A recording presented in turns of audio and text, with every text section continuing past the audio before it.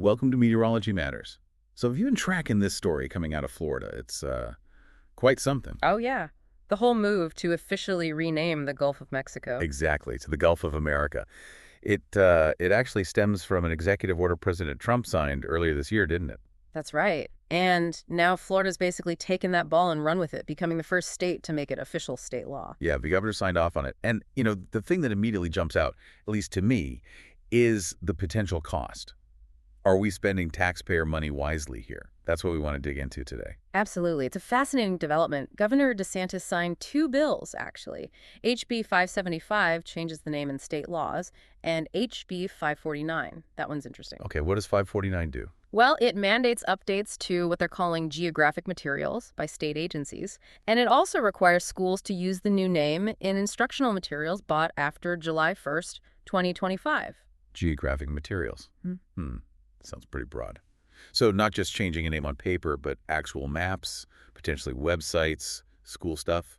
Exactly. It could have quite a ripple effect through state resources. And the reasoning behind it. I saw some quotes from the sponsors. Yeah, people like Senator Nick DiCeglie and Senator Joe Gruters.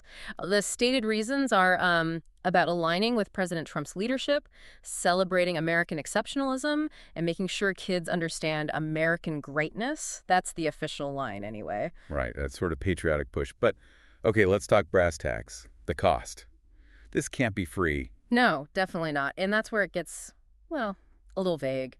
There was a staff report back in March looking at Senator Gruters' bill. And what did it say? Did they have a number? Not really. It explicitly stated that the exact magnitude of the costs is unknown. Unknown. That's not ideal when you're talking public funds, is it? Not ideal, no. But the report did acknowledge that state and local government bodies will have to spend money to comply. It's unavoidable.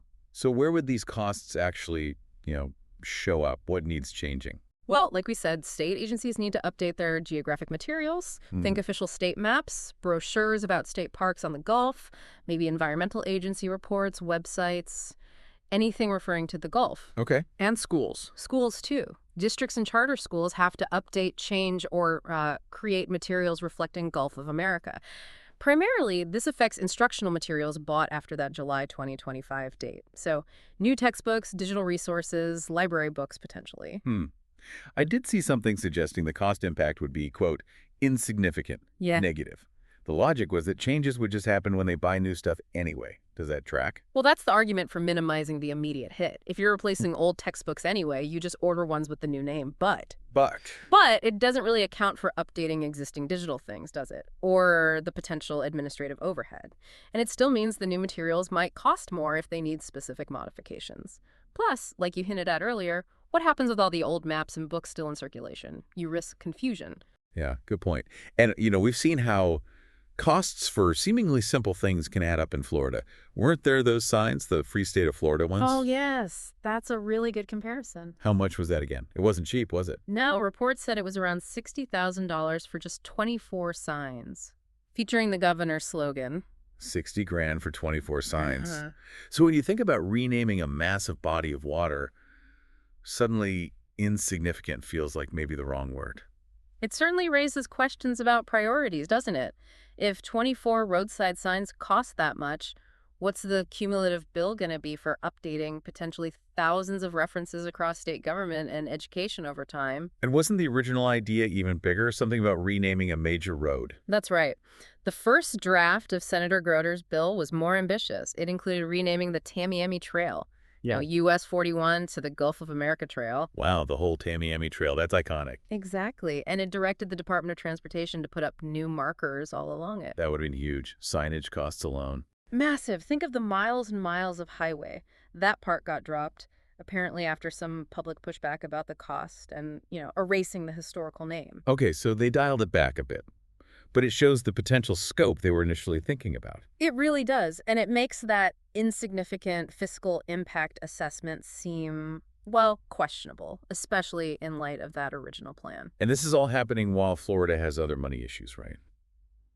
I feel like I've read about library funding being tight, debates over property taxes. Precisely. There are ongoing discussions about budgets. There was talk about the Vanderbilt Beach Library potentially closing in Collier County due to budget streamlining, for example. And local boards often talk about funding struggles. And didn't President Trump, whose order started this, also proposed defunding the Institute of Museum and Library Services nationally? Yes, that's been part of his budget proposals in the past. So there's a broader context here of funding priorities for things like libraries and cultural institutions versus, well, symbolic name changes. It seems like some citizens are noticing, too. I saw a comment from someone, Jude Falango, I think, basically asking, isn't this just wasteful when we have other needs? And that's likely a common sentiment. When people see headlines about potential cuts to local services or debates about essential funding, and then they see money potentially being spent on something like this, it naturally leads to questions about fiscal responsibility. Yeah. Is this the best use of resources right now?